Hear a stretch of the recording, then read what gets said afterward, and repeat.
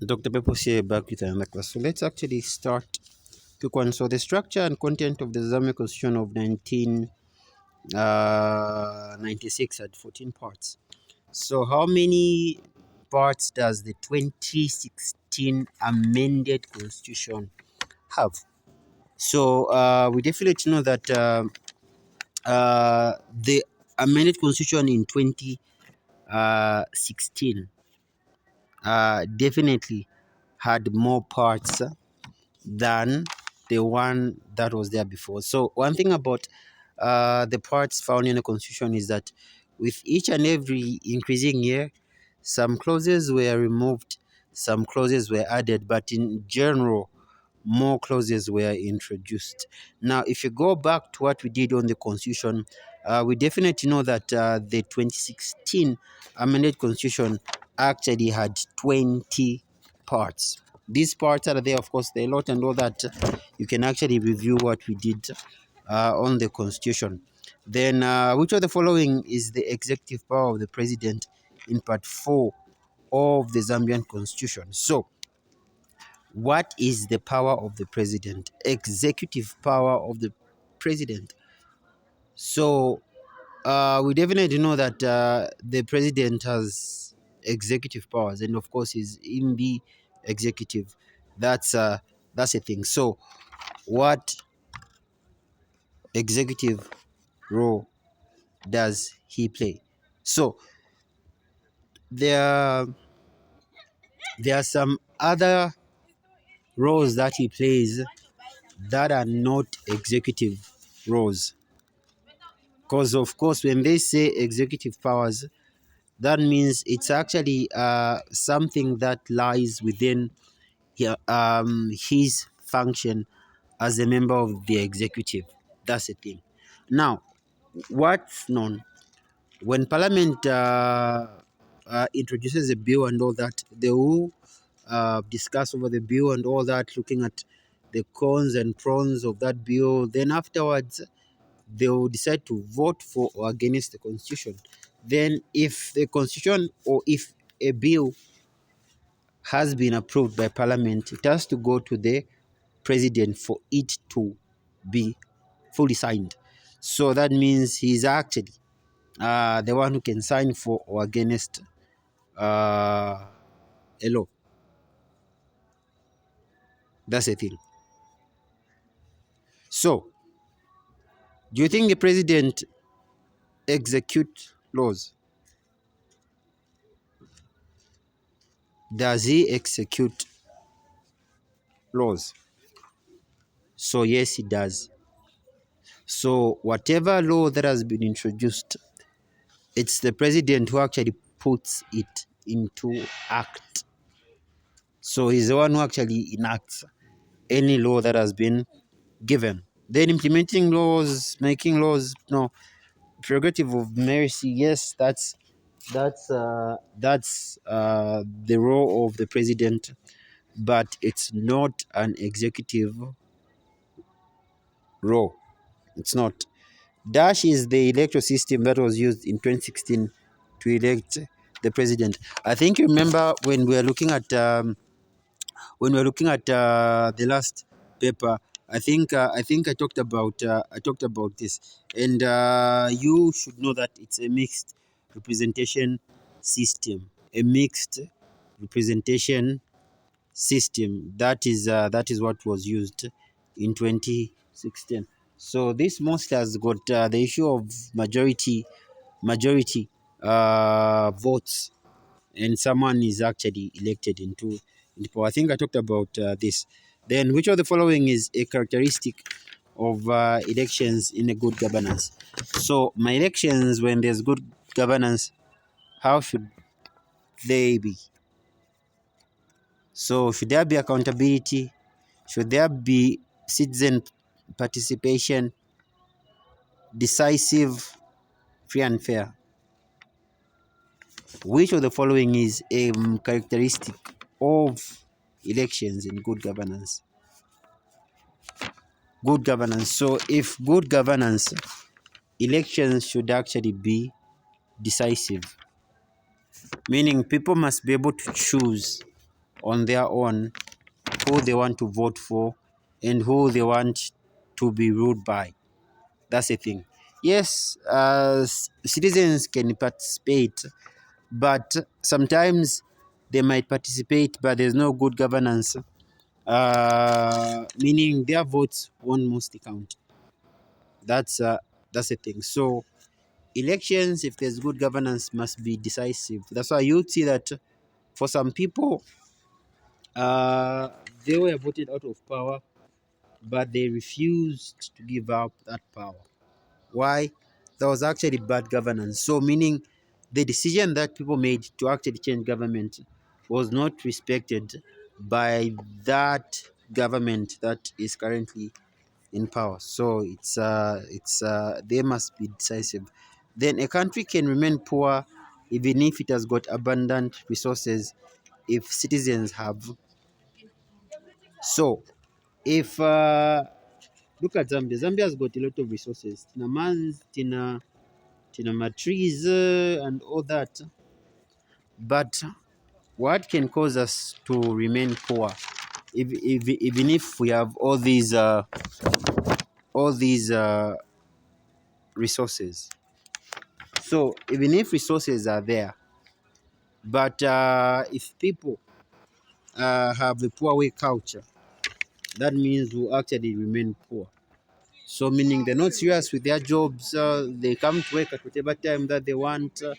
If they're given assignments to do, if they're given some tasks to do, uh, they're just doing their own things without caring about the outcomes. So you can see that for some white people, they'll come to your country, get your things, go and make finished products from the raw materials that they got from your country, come back and sell those finished products to you at a higher price.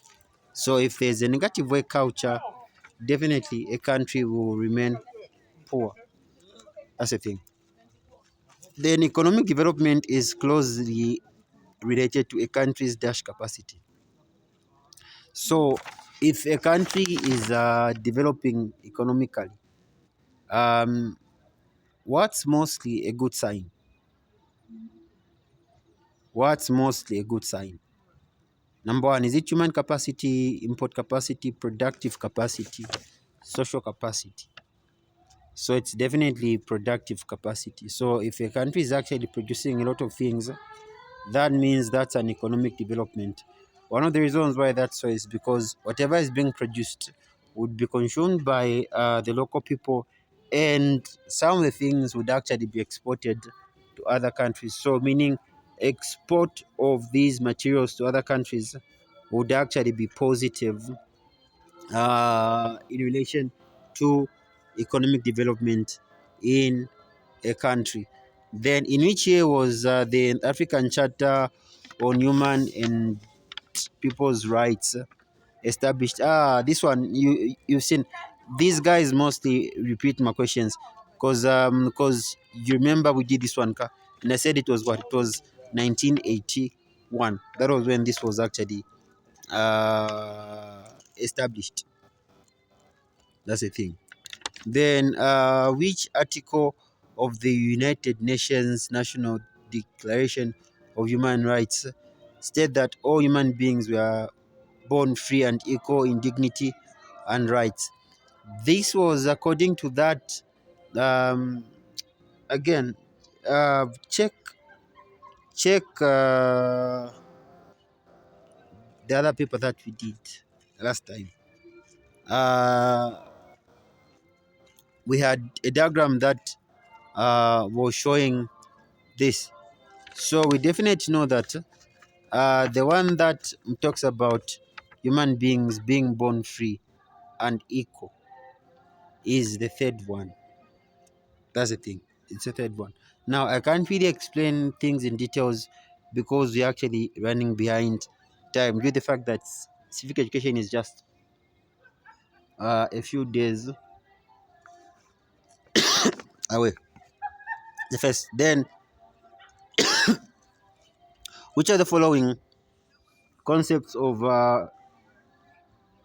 corruption describes the acceptance of money or gives for favor, privileges, and social treatment. So someone gives you money.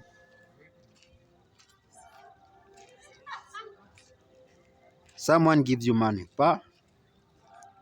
and they actually want some favors, some privileges, or some special treatment. So what's that called? Is it bribery? Is it embezzlement? Is it extortion? Or is it patronage? So we definitely know that if you give someone money in order for them to treat you in a nice way, and know that that's of course patronage. That's uh that's that's what you have. Then this situation in which one wants things to him or herself without considering the feeling of others is referred to as. So the situation in which one wants things to him or herself without considering the feelings of others. So whichever he or she wants things to him or herself. So what's that? Is it personal corruption and bribery, personal greed and dishonesty, personal pettiness and values, personal weakness and strength? So this is a negative trait. So this is where one wants things to himself or herself without considering others. So if that happens, this is actually what is called personal corruption and bribery. That's the thing. Personal corruption and bribery. So whatever is happening to that person, whatever whatever she sees around her, should actually want to have those things without considering who is hurt and uh, and uh, and all that. So it's actually corruption and bribery at a personal level. That's that's the thing. So that's why you can see that someone can bribe uh, and be employed in a company without even being fully qualified. They won't care about other people who are more qualified than they are. The only thing that they care about is their own satisfaction and and uh, and fulfillment. That's all they're actually interested in. Then, what concept is given to any kind of discount, commission, or rebate? So, what concept is given to any discount? Any discount. So, if you're talking about a discount, is it something that's negative? That's the thing. So, what concept is given to any kind of discount, commission, or rebate? Is it a bribery? Is it corruption? Is it a favor? Is it gratification? Now, the question you should ask yourself is that, is this question having a positive connotation or it's actually a negative connotation? That's the thing. Is it having a positive connotation or a negative connotation? That's the question you should ask yourself. So this is definitely uh, having a negative connotation. So is it a favor? Nope. Now let me give an example.